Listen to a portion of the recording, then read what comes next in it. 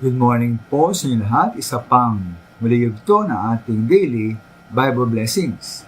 Pamagat po ng ating aralin ngayong umaga ay Tularan ang Panginoong Hesus. Tularan ang Panginoong Hesus.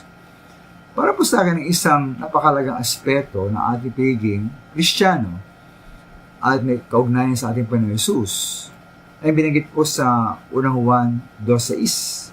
Sabi roon, sino man nag-asabing natili siya sa Diyos ay dapat mamuhay tulad ng pumuhay ni Jesucristo. Kaya po sino man nag-asabing siya ay sa Diyos at natili sa Diyos ay dapat magkaroon ng buhay tulad na naging buhay na ating Panginoong Hesus na siya po ay narito pa sa lupa.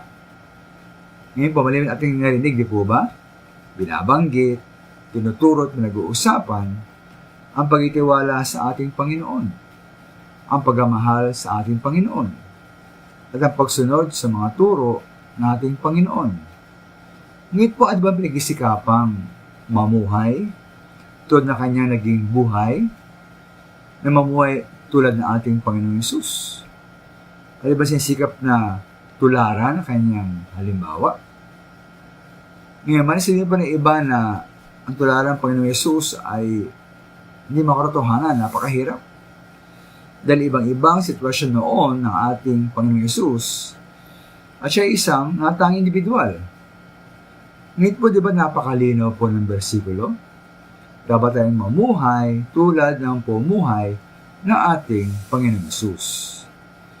Ngayon po, dalawang paraan po ang nais kong bigyan diin sa kasalukuyan. Una po, ang pagmamahal ng ating Panginoong Hesus. Tulad niya, magmahal tayo na may pagkapakumbaba at paglilingkod, tulad ng Panginoon. Ay nga po sa John 13:13-15, siya ating guro at Panginoon. Dahil siya ay naghugas ng mga paa ng kanyang mga alagad, ito rin po dapat ang ating gawin.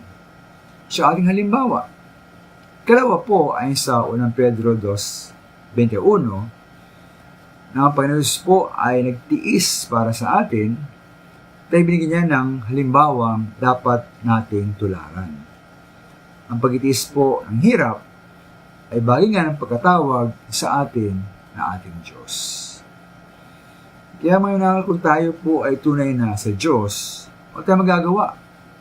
Dapat rin tularan at ipotularan ang Panginoong Hesus bilang ating halimbawa. Maraming salamat po.